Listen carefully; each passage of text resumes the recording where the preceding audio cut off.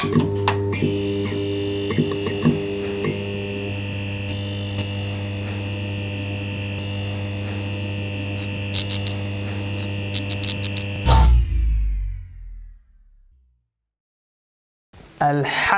wassalatu wassalamu ala rasulillah amma ba'd. Assalamu alaikum wa rahmatullahi wa barakatuhu wa maghfiratuh. How are you guys doing? Welcome back to Nasiha Sessions. Download the mixtape, click that subscribe button.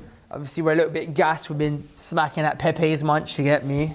So I'm a bit high on some of that, halal food, you get me?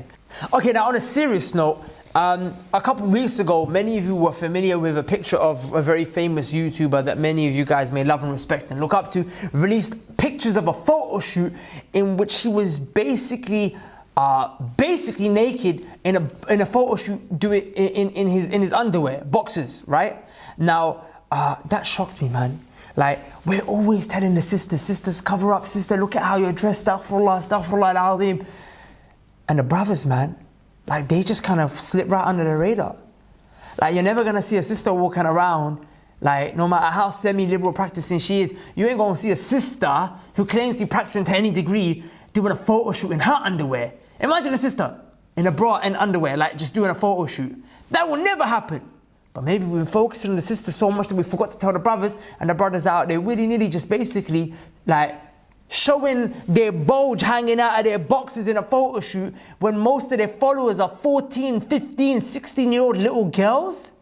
And what shocked me was that the brother who did that was actually trying to defend it and be like, it's okay, I did it before, so I could do it again. And people supported him. And that was just a shock to me. Like, wallahi, like, I felt like this issue really needs to be discussed, because if the men, I mean, okay, it's an incentive for women to take off their clothes or become naked or lack of modesty because, one of the ways that the society has told them to value themselves or feel confidence in this day and age is due to their body. But the men, but you got no need, no one wants to see your bulge, no one wants to see your body. Your aura, your private part as a man is between your belly button to your knees, right? Especially your things, like no one needs to see that, but subhanAllah, it shocked me. And the fact, and just because you're wearing boxes doesn't mean that you're not naked. Because the Prophet said, what did he say? He said, the day of judgment will not be established until you see women who are clothed but they're naked. They're wearing clothes but they're naked. What does this mean? The scholars said it means that their outfits will be so tightly wrapped around their bodies that the shape and the definition and everything of their private parts will be visible. You can see a woman's chest, her waist, her backside, all of that you can see when she wears tight clothes. So the Prophet said she's dressed but she's naked. If it's the same for a woman, who said it's not the same? It's not going to be the same for the brothers. If you've got boxers on and your things is hanging out and everyone can see, but you're naked, head to toe, you're naked. You're head to toe naked. Do you see where I'm coming from? So that's a big problem. And wallahi, you know what? I recite this dua every single morning because it's the sunnah of the Prophet to recite every morning. And it's a dua where you ask for protection and you ask Allah to protect you in terms of your wealth and your family and everything. But there's a part in the middle that used to kind of always shock me and I never really understood what was the significance. Look, the dua, the Prophet would say, Allahumma inni as'aluka al-afwa wal-afiyata fi dunya wal-akhirah. Allahumma inni as'aluka al-afwa wal-afiyata fi dini wa dunyaya wa ahli wa mali.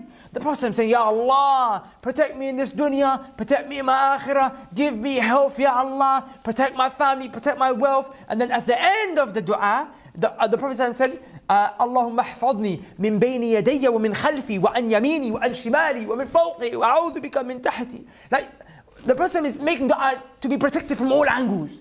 From your left, from your right, from your top to your bottom. So at the beginning he said, Ya Allah, save me and protect me in this life and the next, and my wealth and my family. At the end he's saying, Allah, protect me from the right, protect me from the left, protect me from in front, behind, above, and that which comes below me. Right in the middle of this massive dua for protection, the Prophet says, Allahumma astur awrati wa amin rawati. Oh Allah, guard and veil and cover my private parts for me and protect them for me. And I was always like, I think this is an intense dua about protection. In the middle, making dua for your private parts to be covered. Why? And the person would make this dua every day. So that means the opportunity or the chance of your private parts. If the Prophet was so concerned for us and he wanted his ummah to learn, for himself he was concerned for us, he wanted us to learn, that he made this dua every day. Ya Allah, cover my private parts. Subhanallah. How is it that it was of such significance? Then I came across the ayah in Surah Al-A'raf, when Allah subhanahu wa ta'ala said in ayah 26, Ya Bani Adam, O children of Adam, قَدْ أَنزَلْنَا عَلَيْكُمْ. Allah said, we have sent down for you from above, libasan. We have sent down from you from above a clothing. Why? Why have we sent this clothing? Why have we sent clothing down for you? يُوَارِي سَوْآتِكُمْ. Warisha. So that you can cover that which is exposed of your private parts. Allah is saying the reason why I sent down clothing. And look at the importance. Whenever Allah sends things down, anzalna is a very important thing. That the rain, Allah sent it down. وَنَزَّلْنَا مِنَ السَّمَاءِ مَاءً. Allah sent down the rain from the sky. When Allah sent down His ayat from the sky. Right? And Allah said, I sent down. From the same place, the direction the Quran came from above, Allah's mercy comes from above. Allah said, I sent you down clothing as a gift. Why? يُوَارِي سَوْآتِكُمْ. So you can cover your private parts. And notice the word Allah used for private parts. The word is sawat, right? This is the same word Allah uses to describe the dead body when in Surah Al-Ma'idah, one of the sons of Adam alayhi salam kills his other son. When Qabil murders Habil, and Allah said he tried to cover his brother's dead body, the word sawat was used. As if Allah is trying to say, you know your private parts, you think they're nice, you want to put them on display. Allah said it's disgusting, it's like a corpse. No one wants to see. No one wants to see your private parts. Cover it up, mate. Brothers and sisters. But that's not what shocked me. Number one, we know that clothing was sent down so your private parts could be covered. Right? Good. In the very next ayah, you know what Allah said? Allah said, O children of Adam, don't become deceived by shaitan. The same way shaitan caused your parents, who were our parents, Adam and Hawa, Adam and Eve, to be expelled from paradise. He did that. Why? Allah tells you, shocking wallahi if you pay attention to the Quran. So he can cause their clothing to be removed. Why? Because then they would become naked and then they would be humiliated. Okay. We know shaitan was humiliated because when he didn't make sajda to Adam alayhi salam, he felt like I'm humiliated for a lesser being than me. So he holds a grudge against mankind forever. So immediately he wanted to take revenge. He was humiliated. He was removed from Jannah. What way? One of the worst ways for a human being to be humiliated is for his clothing to be stripped. Even what do the guys do, like some of these gangs in the hood, what do? When they really want to violate someone, they tell him strip, fam. Put a gun to his head. Fam, take your clothes off. Take your clothes off. There was a video, I remember when I was in school, went viral of a guy in South London, outside Clapham Junction, got stripped and told to walk to college like that. It's a way of humiliating people, right? He wanted to humiliate us. He wanted to cause our private parts to be exposed. And Allah subhanahu wa ta'ala said, that is why shaitan, he caused Adam alayhi salam, that is why he wanted them to eat from the fruit. His intent to get them to sin and be removed from Jannah was why? Because they won't be able to wear the clothes of Jannah outside of Jannah. So they're going to become naked and immediately their clothes were removed. And Adam alayhi salam tried to cover himself straight away. Alayhi salam. May Allah send salam and salawat upon our blessed father, a great prophet. He never knew what sin was. It was the first time. Immediately he made tawbah. We know what sin is and we still don't make tawbah. May Allah subhanahu wa ta'ala forgive us. But anyway, brothers and sisters, shaitan wanted to humiliate us by causing our clothes to be lifted off. Also, the fact that your clothes are removed means what? If you get used to your clothes being removed, that means you don't have modesty. Modesty, we know, is a branch of Iman. And it's actually the first thing. Muhammad Amin al-Shanqiti rahimahullah in his Adwa al-Bayan, his tafsir of this ayah in his great book on Adwa al-Bayan, he mentions that, you see, from the fundamental objectives of shaitan is that he wants you to get your clothes removed. He wants to become naked. Because once you become naked, you lose your modesty. And if you can lose your modesty, if you can do that, then any sin is for you. Let me give an example. Brother, sister, okay, maybe some of us have lost our modesty, like the brother who did the photo shoot, but let me talk to you. Would you be comfortable with your mum seeing you posing and all sorts in like a provocative way in your underwear, your bulge and everything hanging out? Would you rather your mum see that? Let me take it a step further. The lack of modesty leads to zina, right? So let me tell you 2 sins. You have the option. Your mum and dad will definitely see one of them. Both are major sins. Major sins. Zina or stealing. Which would you prefer your mum and dad see you do? You would prefer them to see you stealing, or would you prefer them to see you doing zina, fornicating, having sex with another person? You prefer them to see you having stolen something, right? But then you would do sex when your mum and dad are not looking. You will pose in a provocative way and put all these pictures up your mum and dad don't see. But you don't care that Allah is watching you the whole time? Allah is watching you, but you don't care, but you care that your parents will see.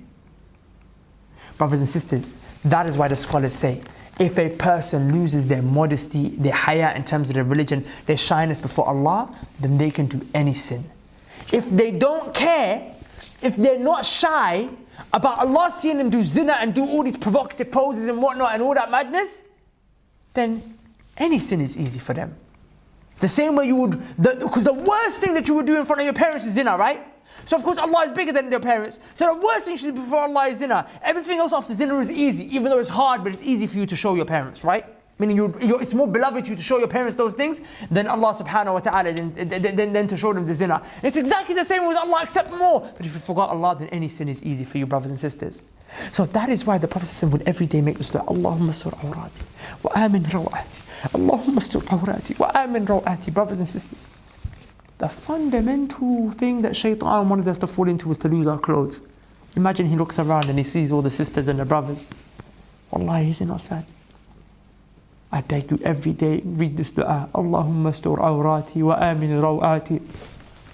If your private parts are protected and covered, not only will they be protected and covered, brothers and sisters, but do you think you'll fall into zina? Do you think you'll fall into things like pornography? Make the dua, wallahi. The Prophet made it. And we stopped making the dua, and that's why maybe we fell into it. Brothers, wallahi, you know what? Football, you play football, go ahead, do it. But not in these shorts. You're alright. It's your private parts. There's no difference between you and a sister who's walking around and her belly hanging out or her cleavage sticking out. That's your private parts. And brothers, let's be honest, okay? Your aura is not as much as the aura of the woman. If you, as men, can't at least guard your belly button to your knees, how are you going to expect the sisters to guard themselves and the rest of their bodies? That's the least you can do. Do you see where I'm coming from? Wallahi, you know, Musa alayhi salam, the Prophet told us about his shyness. And he said his shyness was so much that he would never unveil himself. He would even shower alone, no one would be around. Musa alayhi salam, his shyness was connected to his veiling. His shyness was connected to his veiling, brothers and sisters. Which means that if you're not veiling, you are not shy. And when I say veil, I don't mean niqab, okay? Veiling meaning covering, right? Covering your body. For you to cover your aura is veiling, right? Sisters, whether you wear niqab or not, if you believe that's obligatory or not, the fact that you cover your body, you're veiling your body, right? If you can't say you're modest and not veil. You can't. Because the Prophet told us that Musa, his shyness resulted in his veiling. So the two are hand in hand and they can't be separated like that. So brothers, come back to modesty. Wallahi, Uthman radiallahu an, he was a man who the angels were shy of. Because you know when he would ever enter the toilet, when he would ever have a shower, he would not let his private parts be seen to Allah. He would always crouch down, cover his body. He never even saw his private parts himself, radiallahu anhu. He wouldn't look at them. He was shy. He didn't even want to show his own private. He would always crouch. Abu Bakr radiallahu anhu said when he used to go to use the toilet, he used to veil his face and crouch down. Abu Musa al-Ashari radiallahu anhu said, I never stood up. I never straightened my back while I had a shower. I would always crouch down, humble myself. I didn't want to show my private parts to Allah. Of course, no one's asking you to do that. No one's asking you. It's not obligatory, but this is haya. These are men. Wallahi, men have lost this characteristic of shyness. The Prophet ﷺ was sitting down and Abu Bakr walked in the room. His legs were slightly showing, right? So the Prophet ﷺ was lying down. His legs were slightly showing. Abu Bakr walked in the room. Nothing. Umar walked in the room. Nothing. Uthman walked in the room. Straight away the Prophet got up. Make sure he covered that part of his leg that was showing. When they left Aisha radiallahu anha, she observed her husband sallallahu alayhi wa sallam. She said, Ya Rasulullah, why is it that when Abu Bakr came and you didn't move. When Uthman came in, or Umar came and you didn't move. When Uthman came in, suddenly you started covering yourself. And the Prophet said, should I not be shy of a man? And the angels are shy of him. Wallahi, men have lost this characteristic of shyness. Like when a woman walks, be shy, be scared, lower your gaze, walk. Let them see you. But you've got men out there taking pictures, posing like, in the changing rooms, when men change at the gym or in a sports place. I remember, first time I saw this, I was shocked. I used to play cricket as a kid. We used to play cricket, yeah? Yeah, I'm Pakistani, that's what we do, don't know, okay? But as we're in the change room, this was alien to me. Like, this is when I'm teenage years, I'm playing with the adults, because I used to play with the adults, yeah? Bruv, they come in the change room, they just drop everything. Bruv, they drop boxes, everything, and a man is standing there talking to you, everything's hanging out, and I'm like, what the hell? And I see Muslims like that. They go to the gyms, they walk around like that. Come on, man. But wallahi, have some shyness, bro. Come on, bro. You want your sister. How's your sister going to end up? You can't just manage that little thing. That shows you how peak the situation of the Muslims is. And the shaitan, as you know, accomplished his objective. Sisters, I want to also just give you guys a reminder in the process. Wallahi, as I said, veiling in the sense of hijab and covering yourself. Abaya, hijab, both of them, covering yourself fully. No makeup, none of that. It's a characteristic connected to modesty. Allah subhanahu wa ta'ala gave you not only the veil of the body, but He even gave you the veil of the house. Allah subhanahu wa ta'ala said, وَقَرْنَ فِي بُيُوتِكُنَّ وَلَا تَبَرَّجُوا وَلَا تَبَرَّجُوا Allah subhanahu wa ta'ala said to the women, وَقَرْنَ فِي بُيُوتِكُنَّ وَلَا تَبَرَّجُوا تَبَرَّجُوا الْجَاهِلِيَّةِ الْأُولَى. Listen, sisters. Wallahi, Allah subhanahu wa ta'ala, he spoke to you. He said, remain inside of your houses. Be covered, be veiled in your houses. But if you do come out and it's a necessity, which you're allowed to come out for work and whatever, as long as the environment is good, Allah said, وَلَا تَبَرَّجُوا تَبَرَّجُوا الْجَاهِلِيَّةِ الْأُولَى. Don't come out and showing your beauty and doing tabarruj and perfume and makeup and all this showing. Cover yourself, be modest, right? The woman has two veilings. She's veiled inside of her house. She's protected from the outside world. Honored, the woman is like that.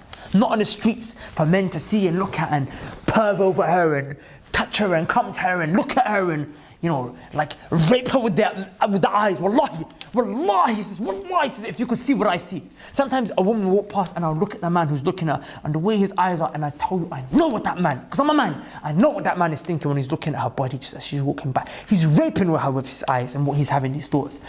You can come out of your house, وَلَا تَبَرَّجُوا, but not in a way where you're showing your beauty. So there's two veils. One always remains when the other's not there. When you're in your house, you don't have to cover your body. Show your beauty, sister. Put your makeup on, your lipstick on. That's for you in your house. And it's okay because your house is veiling you. But when you come out and your house is not veiling you, you need to put that other veil on. So there's always a veil for the woman. Either she's veiled in the house or she's veiled in the clothing outside the house. My sisters, Aisha radiallahu anha, our mother, when she lived inside of her own house, she used to veil herself. You know that, right? She even veiled herself in her own house. She wore the niqab in her house. And by the way, I'm not telling you, when I say veil, I don't mean niqab. Even though you may believe it's obligatory, but that's not what I'm talking about. When I say veil, I mean covered, right? Covered. But she specifically wore the niqab inside of the house. You think, why? Because you just said to me, Prophet Ibrahim, when you're in the house, you don't have to veil yourself. When you're outside, you veil. It's one veil or the other. It's true. But Aisha radiallahu anha was on a different level of modesty. Let me explain. When the Prophet sallallahu alaihi wasallam, because he was buried in her house, right? She never veiled herself inside the house because that was her husband who was buried. When her father Abu Bakr radiallahu anhu was buried right beside the Prophet sallallahu alaihi wasallam, she never veiled because that was her father, right? But then Umar radiallahu anhu requested for him to be buried in that same place next to the Prophet sallallahu alaihi wasallam and Abu Bakr. And when he was buried in her house from that day forward, she always veiled herself in her own house. My sisters, look. Umar is a man who is dead. He's in his grave 6 feet deep. Yet that is the modesty of our mother. No, you know what? There's a dead man who is not mahram for me. And I'm going to cover myself in my house. Fatima radiallahu anha, she came to Asma binti Abi Bakr radiallahu anhuma. And she said, there is something that troubles me, Ya Asma.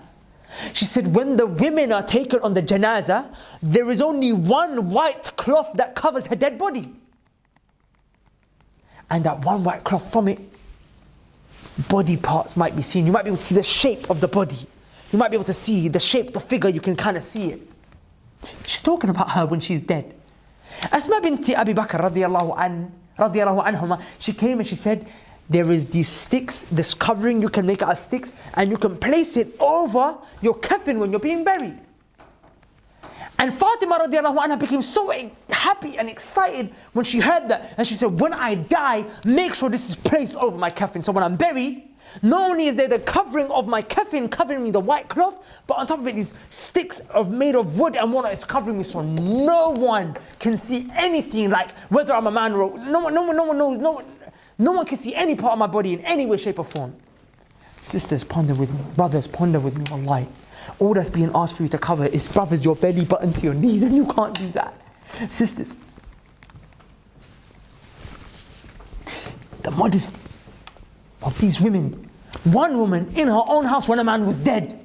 Another woman when she dies. That is the modesty they want to have in death. That's the modesty, the shyness that they have in death. No, we don't have anywhere near to that in life. Forgive me for my passion, I'm not being rude. Wallahi, I care. I say it every time, I just care, man.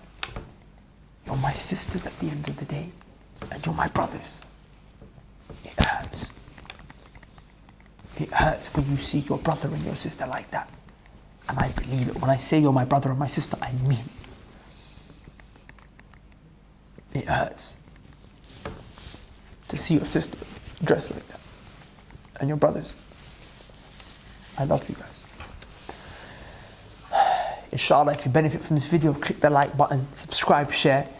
And if you benefited, please donate generously to the link below. It's through your donation that we're able to push out more videos like this. And we hope that we have been of benefit. And may Allah bless you all. Assalamu alaikum wa rahmatullahi wa barakatuh.